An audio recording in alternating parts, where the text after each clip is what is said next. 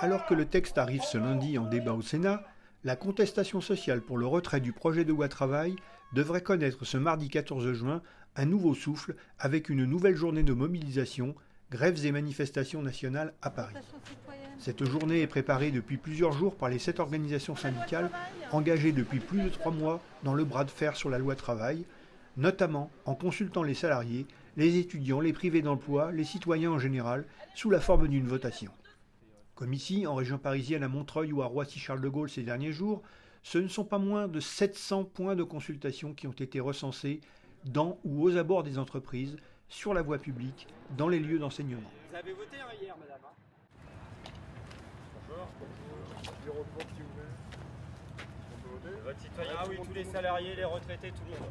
Ils sont très au courant, vu l'actualité à la télé, et sont très attentifs à ce qui se passe. Et beaucoup étaient déjà au courant qu'il allait y avoir un vote citoyen. Et d'ailleurs, hier, on a commencé le bureau hier, et hier, il y a eu énormément de gens qui ont voté.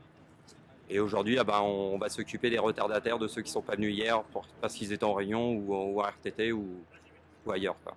On a déjà eu hier, EFO nous ont donné le papier, on a déjà... D'accord, c'est un truc qu'on a rempli.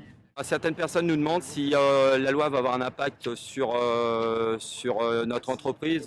Donc on leur explique que oui, effectivement, notre statut risque d'être affaibli, voire modifié complètement. Quoi. Voilà. Pour que nos acquis restent, pour que nos enfants puissent en profiter plus tard.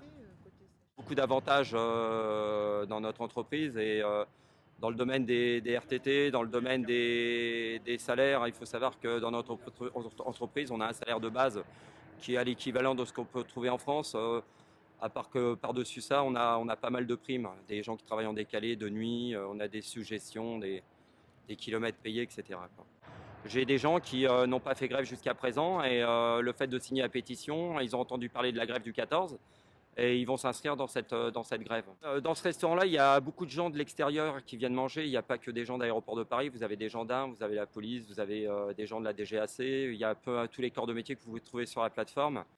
Et il y a un gendarme qui est venu et qui a signé la pétition parce qu'il s'est dit moi j'ai de la famille qui travaille, j'ai des enfants et je le fais pour mes enfants. Il y a une manifestation le 14 aussi. Je peux plus y aller. C'est pour ça que je viens ici. Hier, il y a une dame qui est venue voter, qui travaille sur la plateforme et qui habite dans l'Oise. Et en fait, sur l'Oise, il y a très peu de bureaux de vote. Elle a dit à son mari de venir ici aujourd'hui voter. Donc, il doit travailler, je crois, à Gonesse. Il va se déplacer ici pour voter.